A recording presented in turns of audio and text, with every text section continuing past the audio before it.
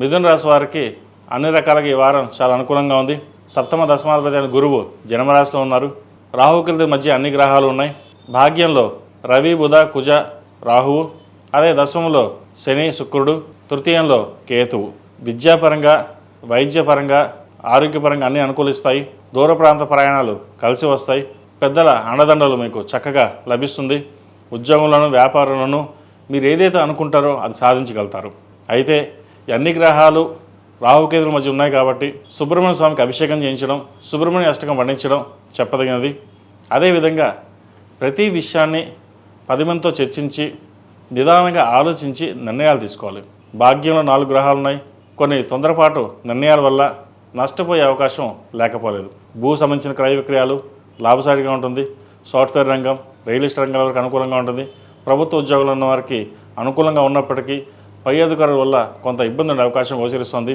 ప్రతి అడుగు ఆచితూచి వ్యవహరించాలి. అదేవిధంగా ఈ రాశిలో జన్మించిన విద్యార్థులకు కాలం చక్కగా ఉందని చెప్పచ్చు.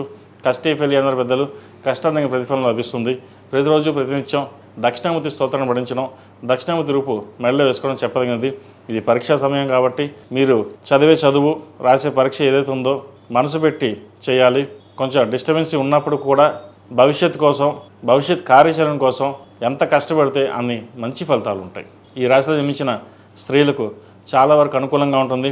భాగస్వామి యొక్క వ్యాపారాలు ఏవైతే ఉన్నాయో కలిసి వస్తుంది. ప్రభుత్వ రంగంలో ఉన్న వారికి, ముఖ్యంగా టీచర్స్కి చాలా అనుకూలంగా ఉంటుంది. అదేవిధంగా ఒక నూతన ఉద్యోగ ప్రయత్నాలు చేసే అవకాశాలు కూడా లేకపోలేదు. వచ్చిన అవకాశాన్ని బాగుందో లేదో చూసుకుని ముందుకు వెళ్ళడం చెప్పదగినది. బ్యాంకింగ్ సెక్టర్స్లో ఉన్న వారికి ఈ వారం చాలా వరకు అనుకూలంగా ఉంటుంది. పై అధికారులతోటి విభేదాలు వచ్చే అవకాశం గోచరిస్తుంది. వాటి విషయంలో జాగ్రత్త వహించాలి. సప్తమాధిపతి, దశమాధిపతి అయిన గురువు జన్మరాశిలో ఉన్నారు. పంచమ వ్యయాధిపతి అయిన శుక్రుడు దశమంలో ఉన్నారు. శనితో కలిసి కొన్ని శుభకార్యాలు చేయగలుగుతారు. రావాల్సిన డబ్బు ఏదైతే ఉందో కొంత చేతికి అందుకు వస్తుంది. ఎప్పుడో స్థిరాస్తి కొన్నందుకు అది ఇప్పుడు బాగా మంచి లాభాలు రావడం అనేది చెప్పదగిన సూచన. ఈ రాశివారు ప్రతిరోజు ప్రతినిత్యం దక్షిణామూర్తి స్తోత్రం పఠించడం, అదేవిధంగా శివాలయంలో అభిషేకం చేయించండి. ఏకవార రుద్రాభిషేకం కావచ్చు, లేదా ఇంట్లో ఏకాదశి రుద్రాభిషేకం కానీ చేయించండి.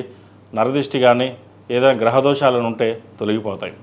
ఈ రాశిలో జన్మించిన వారు ప్రతిరోజు ప్రతినిత్యం అష్టములకా ధైర్యంతో దీపారాధన చేయడం చెప్పదగిన సూచన. ఈ రాశిలో జన్మించిన వారికి కలిసి వచ్చే సంఖ్య 7, కలిసి వచ్చే రంగు ఆకుపచ్చ. ఏదైనా పని మీద బయటికి వెళ్ళినప్పుడు శుక్రవారం కానీ గురువారం అడిగిన వెళ్ళండి. మంచి ఫలితాలు సంప్రాప్తిస్తాయి.